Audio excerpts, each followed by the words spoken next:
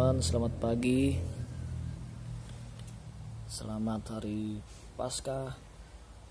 Pagi hari ini saya akan membagikan sedikit perenungan firman, bagaimana kasih Tuhan, cinta Tuhan atas manusia. Alkitab mencatat di dalam Yohanes 10 ayat 10, pencuri datang hanya untuk mencuri dan membunuh dan membinasakan. Aku datang supaya mereka mempunyai hidup dan mempunyainya dalam segala kelimpahan. Firman Tuhan itu sangat luas, teman-teman.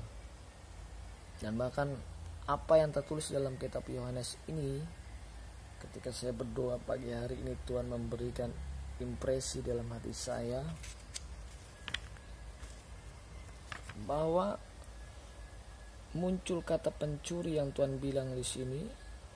Ini terjadi bukan karena di zaman Yesus, tetapi ini terjadi ketika manusia Adam itu dicuri oleh iblis, oleh ular di Taman Eden.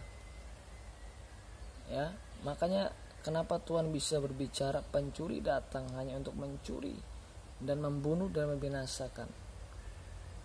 Di Taman Eden telah terjadi pencurian pertama. Manusia dicuri. Manusia dicuri dari Tuhan. Ya.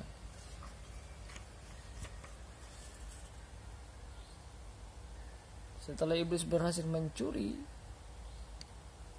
dengan perkataannya, dengan kelicikannya, iblis bertujuan lagi untuk membunuh manusia. Dan itu terjadi sampai pada tahap membinasakan. Tetapi kita bersyukur kepada Tuhan bahwa Tuhan tidak pernah menyerah terhadap ciptaannya. Di dalam Kejadian 3 ayat 15, firman-Nya berkata, Aku akan mengadakan permusuhan antara engkau dan perempuan ini, antara keturunanmu dan keturunannya. Keturunannya akan meremukkan kepalamu, dan engkau akan meremukkan tumitnya. Tuhan tidak rela manusia itu dicuri iblis, karena cintanya, karena sayangnya kepada manusia. Karena dia sendiri yang menciptakan manusia itu. Ya, seharusnya kita menyadari bahwa Tuhan itu tidak pernah menyerah dengan manusia yang diciptakannya. Bahkan Tuhan membuat batas antara manusia dengan si ular. Tuhan memberikan kepada kita apa? Untuk kita bisa menang hari ini. Memberikan otoritas. Otoritas untuk apa? Meremukkan kepala si ular tua. Ada firman perjanjian warisan ilahi yang dia berikan untuk kita di dalam Mazmur 105 ayat 8. Dia berbicara, ia ingat untuk selama-lamanya akan perjanjiannya, firman yang diperintahkannya kepada 1000 angkatan. Ya. Ketika Tuhan berbicara, aku akan mengadakan permusuhan, ini bicara tentang perjanjian. Itu dia tepati. Dia tepati, dan itu terjadi, tergenapi di kayu salib. Permusuhan itu dimenangkan oleh Tuhan sendiri.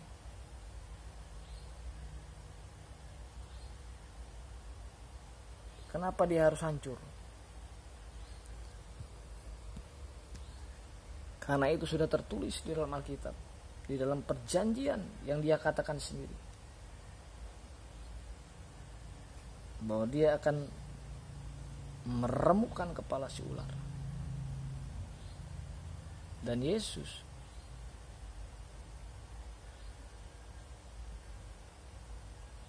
akan diremukkan tumitnya, terbukti di kayu salib.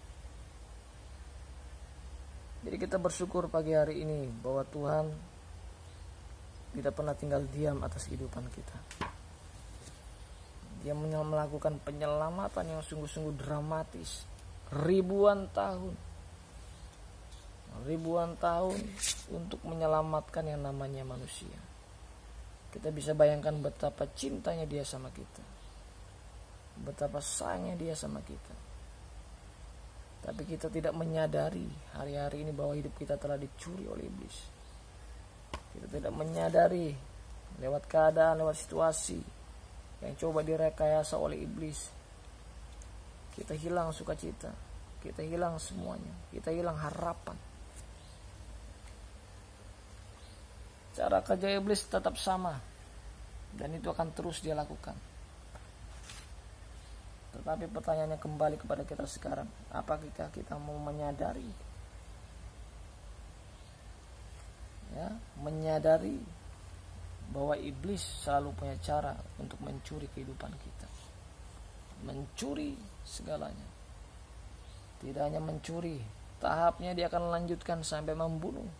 Dan selanjutnya kalau kita tidak mau sadar dan kita tidak mau keluar dari situ, sampai pada tahap yang terakhir, membinasakan. Mari hargai setiap apa yang dilakukan Tuhan dalam kehidupan kita. Hargai setiap cintanya, kasihnya, sayangnya dalam hidup kita. Dia mau hari ini kita kembali kepada kasih yang mula-mula, untuk mencintainya. Tidak ada jarak antara dia dan engkau. Tidak ada jarak antara Tuhan dan kita. Itu yang dia inginkan. Dia mau kita selalu bersama-sama dengan dia. Bukankah itu janjinya ketika dia naik ke sorga? Dia menyediakan tempat. Tuhan menyediakan tempat, tujuannya bukan karena apa-apa, tapi dia mau di mana dia berada, kita pun berada. Kalau hari ini Tuhan ada di sorga, dia pun mau kita pun ada di sorga, kelak bersama-sama dengan dia. Oke, sekian yang bisa saya bagikan. Selamat Hari Paskah, Tuhan Yesus memberkati.